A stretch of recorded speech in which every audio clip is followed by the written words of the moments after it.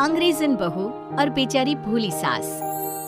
माधवी अपने पति रमेश और अपने बेटे अजय के साथ रहा करती थी। अजय का बचपन से एक ही सपना था कि वो अपनी आगे की पढ़ाई यूएसए में पूरी करे और इसीलिए वो यूएसए पढ़ाई करने के लिए चला जाता है। 3 साल बाद जब वो अपनी पढ़ाई पूरी करके आता है तो अपने बेटे के आने की खुशी में माधवी उसकी पसंद के कई तरह के पकवान बनाती है और जब घर की डोरबेल बजती है तो माधवी अपने पति रमेश को कहती है, लगता है मेरा अजय आ गया है, आप यहीं बैठना, मैं दरवाजा खोलती हूँ। माधवी जल्दी से जाकर दरवाजा खोलती है तो दरवाजे पर अजय के साथ एक लड़की को देखकर वो अजय से पूछती है, ये कौन है बेटा? माँ, ये ग्रेटी है। हम दोनों यूएसए में साथ ही पढ़ते थे और अब ग्रेटी इस घर की बहू है। क्या बहू? अरे बेटा, तूने शादी कर ली और बताया भी नहीं। कम से कम अपनी माँ को बता तो देता कि तू अपने साथ इस घर की बहू लेकर आ रहा है। मैं बहू के आने की कुछ तैयारी तो कर लेती। कोई बात नहीं बहू, यही रुक, मैं अभी तेरे लिए पूजा की थाल लेकर आती हूँ। मॉम, आप अपनी ये फॉर्मेलिटीज बाद में पूरी कर लेना। I'm so tired right now. आजी डार्लिंग, अपना रूम कहाँ है? कोई बात नहीं बहू, तुम पहले आराम कर लो, तब तक मैं तुम्हारे लिए चाय बना कर लाती हूँ। ग्रेटी अपनी सास की किसी भी बात का कोई जवाब नहीं देती और अपने रूम में जाकर सो जाती है। कुछ देर बाद माधवी अपने बहू बेटे के लिए चाय नाश्ता लेकर उनके कमरे में जाती, जहाँ ग्रेटी अपनी सास से कहती है, हाँ चाय, अजय। क्या हुआ ग्रेटी? अपनी मॉम को बोलो कि अब ये जब भी हमारे कमरे में आए तो नॉक करके आए। आपसे मैं ऐसा ही करूंगी बहू। वो तो आज ही तुम दोनों आए हो तो मुझे लगा थक गए होंगे, इसलिए जल्दी जल्दी मैं ऐसे ही चाय नाश्ता लेकर आ गई।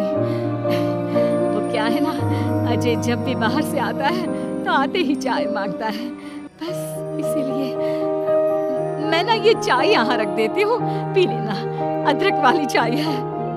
ये बोलकर माधवी वहाँ से जाने लगती है। तभी ग्रेटी अपनी सास से कहती है, जाते हुए अपनी साथ अपनी ये चाय भी ले जाओ, क्योंकि अजय अब चाय नहीं पीता। हाँ माँ, जब से मैं यूएसए गया हूँ तब से मैंने चाय पीनी छोड़ दी है। अभी काम करो, हम दोनों के लिए कॉफी ले आओ, मैं सच में बहुत ज्यादा थक गई हूँ। अरे ठीक है, ला देती हूँ। अच्छा बेटा, तुम्हारे मम्मी पापा इंडियन है या फिर वही अंग्रेजी है? मेरे मम्मी पापा इंडियन हैं, पर मैं शुरू से यूएसए में रही हूँ, इसलिए मैं खुद को अंग्रेजी मानती हूँ। वैसे अब जल्दी से जाकर मेरे लिए कॉफी लेकर आओ और मेरे बारे में इतना ज्यादा इंक्वायरी करने का जरूरत नहीं है। अरे हाँ हाँ, अभी लाती हूँ।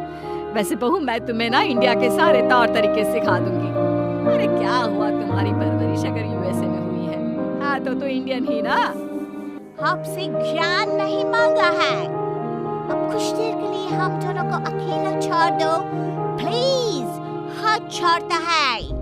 अपनी बहू की बात सुनकर माधवी वहाँ से चली जाती है। माधवी का उतरा हुआ चेहरा देखकर रमेश माधवी से कहता है, हमने इस नालायक को बाहर पढ़ने के लिए भेजा था और इसने क्या किया, बाहर से अंग्रेजन बहू उठाकर ले आया। माधवी, तुम बहुत भोली हो, पर मैं नहीं। ये लड़की हमारा घर तोड़ देगी, हमसे हमारे अजय को दूर कर देगी। देखा, आते ही कैसे रोब झाड़ रही है, जैसे तुम इस घर की नौकरानी हो। तुम उसको बोलो कि तुम इस घर की मालकिन हो और उसकी सास हो, वो वही करे जो तुम कहोगी। अरे आप बेकार में ही गुस्सा हो रहे हैं। बहू यूएसए की है, यहाँ नई नई आई है, उसको यहाँ के तौर तरीके नहीं पता और वो मुझे अपनी माँ मानती है, तभी तो अपने नखरे दिखा रही है। वैसे भी ना बहू बेटी दोनों बराबरी होती है। माधवी, कौन सी बेटी अपनी माँ से ऐसे बात करती है जैसे तुम्हारी बहू कर रही है? मैं बस तुम्हारे कहने पर चुप हूँ, वरना मैं अपने बहू बेटों को आज ही घर से निकाल देता। ये कहकर रमेश वहाँ से चला जाता है। ऐसे ही कुछ दिन बीत जाते हैं और ग्रेटी अपनी बेचारी भोली भाली सास पर अत्याचार करती रहती है। ग्रेटी अपना सारा काम अपनी सास से करवाती और उसी को भला बुरा सुनाती। ऐसे ही एक दिन माधवी कपड़े धो रही होती है और ग्रेटी माधवी को सताने के लिए अपने सारे कपड़े लाकर उसे देती है और कहती है, मॉम्स, ये मेरे कुछ कपड़े हैं, जरा इन्हें भी धो दो। इतना बोलकर ग्रेटी तैयार होकर घर से जाने लगती है। तभी माधवी उससे कहती है, बहू, आज तुम्हारे ससुर के दोस्त के घर में एक छोटी सी पार्टी है। उन्होंने सह परिवार बुलाया है। मैं चाहती हूँ कि तुम और अजय भी आज हमारे साथ वहाँ चलो और आज ना साड़ी पहनना। मॉम, अभी मैं क्लब जा रही हूँ। रात को मुझे टाइम मिलेगा तो आपके साथ चली जाऊंगी, पर साड़ी बारी नहीं पहनूंगी। ये कहकर ग्रेटी वहाँ से चली जाती है। शाम हो जाती है। सब ग्रेटी के घर आने का इंतजार करते हैं और इस वजह से कोई भी पार्टी में नहीं जा पाता। इंतजार करते करते रात के 12 बज जाते हैं। 12 बजे रात को ग्रेटी नशे की हालत में जख्मी घर आती है। अपनी बहू के सर और हाथ पर लगी चोट देखकर माधवी परेशान हो जाती है और जल्दी से फर्स्ट एड का बॉक्स लाकर अपनी बहू के सर पर पट्टी करती है। एक माँ की तरह प्यार करते हुए वो अपनी बहू से कहती है, बहू, तुझे चोट कैसे लग गई बेटा? मैं घर आ रही थी, एक बाइक वाले से मेरी टक्कर हो गई। कोई बात नहीं बेटा, कल सुबह होते ही तुझे अपने फैमिली डॉक्टर के पास ले जाऊंगी। अच्छा, अब तू ना आराम कर, मैं तेरे लिए अभी हल्दी वाला दूध लेकर आती हूँ। माधवी, मैंने तुम्हें पहले ही समझाया था, ये अंग्रेजन हमारे घर के लिए ठीक नहीं है, पर तुमने मेरी एक नहीं मानी।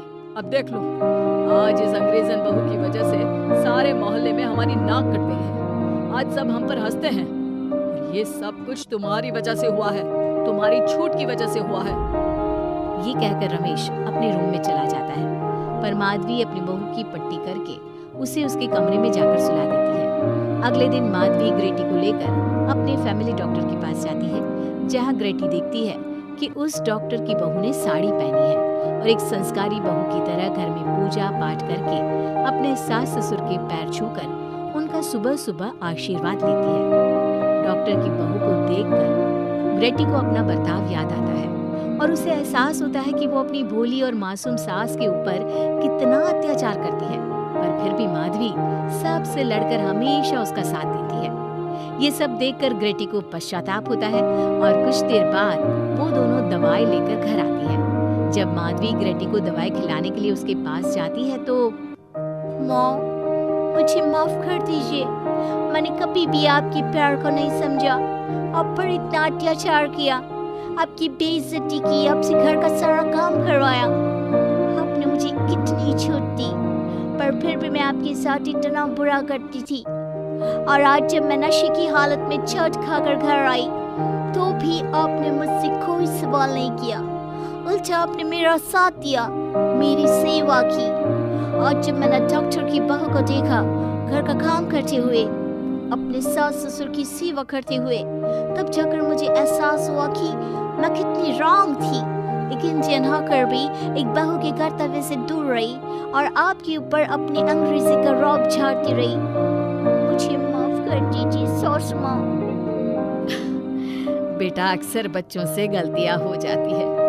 ऐसे भी सुबह का भूला अगर शाम को घर आ जाए तो उसे भूला नहीं कहते बहू। और मुझे बहुत अच्छा लग रहा है ये देखकर कि मेरी अंग्रेजन बहू कितनी समझदार हो गई है। जिसके बाद माधवी और ग्रेटी एक दूसरे को गले लगा लेती है और उसके बाद से ग्रेटी एक संस्कारी बहू की तरह रहती है और अपनी सास को किसी भी शिकायत का मौका नहीं देती। अपने सास ससुर की बहुत अच्छे से दिल से सेवा करती है।